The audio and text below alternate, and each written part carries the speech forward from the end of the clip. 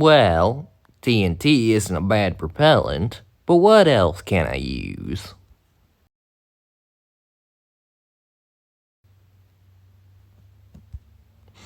Oh, right.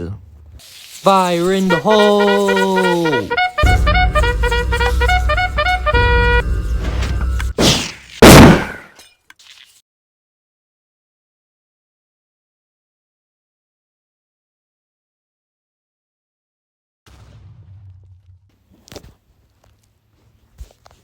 Howdy everyone, welcome back to my channel.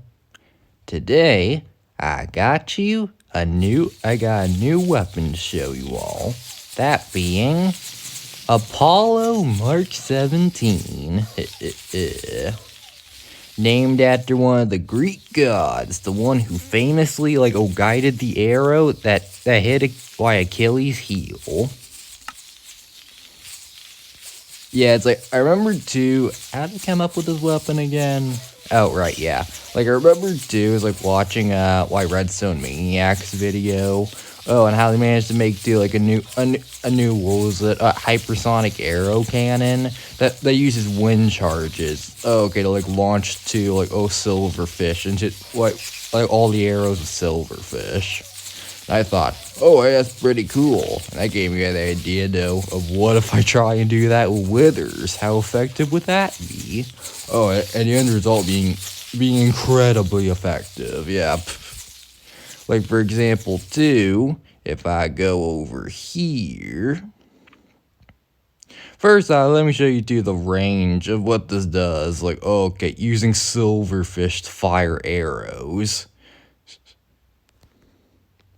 Yeah, just look at how much range this has. Look, look, this has about like 440 blocks of range. This is like 120 more blocks to even what the TNT cannon can do. So yeah, you can see this is pretty effective. The second reason, though, is just, the wither's invisible. Like fighting an invisible wither, that makes this so much harder. Well, for example, like, look, this is how it's like fighting an invisible wither. Like, where is it? I can't see it. What?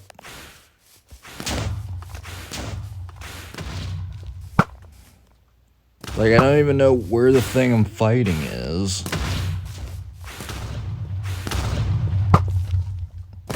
I mean, yeah, I get the idea from the skulls, but it's like, I mean, how do I effectively shoot at this thing? Ooh. Along with, too, though, the fact that the Bedrock Wither's way smarter than the Java one, it actually, keeps its distance and fires from there. Yeah, this is gonna be, you're gonna have to be spending so much more time fighting this thing. This is gonna be, way more distracting. We're gonna be wasting way more time, and resources fighting it. And it's potentially deadlier, too, though, because, I only know where it is after it shoots at me. Along with causing way more destruction before you take it down. This is the ultimate projectile here. Like, this is the ultimate ammo right here.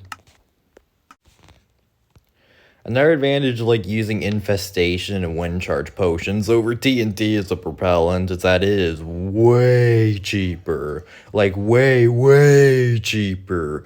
Gunpowder farms are currently broken on Bedrock. Making it to where it's you can't automatically farm gunpowder in Bedrock. Or at least not quickly. Because if I come over here and show you too, it's for every, I'm using 88 TNT per shot here. Yeah, that's not exactly cheap. But then with the wind charge cannon,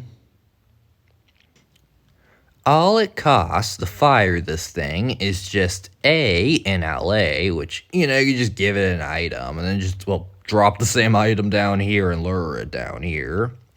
Then, B, infestation potions, they're not that hard to brew, it's You look up to a tutorial, they're way cheaper than getting like huge amounts of gunpowder.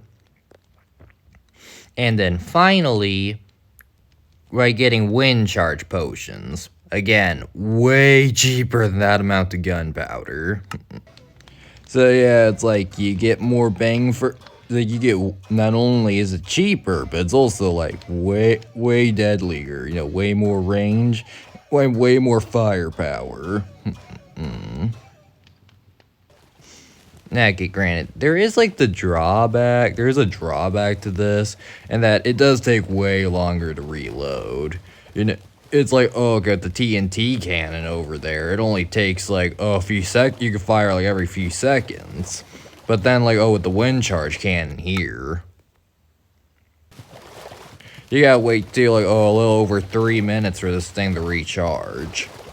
So yeah, definitely is a drawback. Like, they managed to find like a workaround for that. Yeah, you can just store like one shot up above here. You know, old silverfish are just gonna be floating up there in the from the water, and then one shot below here where it's like, you know, all the ones are just trapped here with the trap door. It's like you can just press the button once, and then like drop all of these down and use them, and then you just gotta like pull okay.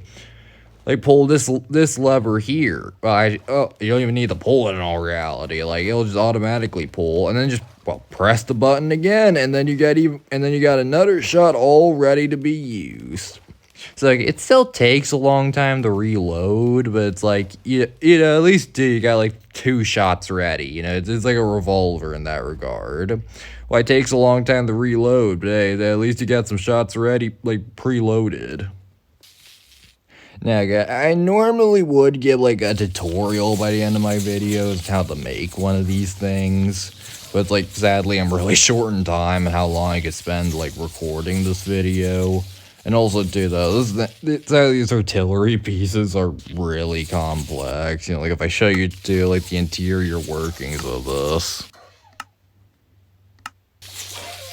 Yeah, it's not just a simple redstone clock. Like, oh, okay, well, I show you too, like most of my other artillery. Like, oh, my machine guns, all that I made. So yeah, because I probably am going to have to save too, though, like, oh, a tutorial for this thing, how to build this thing for a separate video. So, might take a look out for that.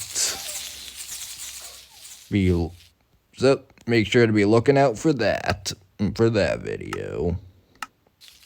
Well, that's really all I've got to say. I managed to make 2. A more powerful, a more powerful artillery piece with even more range. And I managed to somewhat, minimize how long it takes to reload by just storing up 2 preloaded shots. Basically having just 2 cartridges. So, have fun using it against your friends. And take a look out for the tutorial.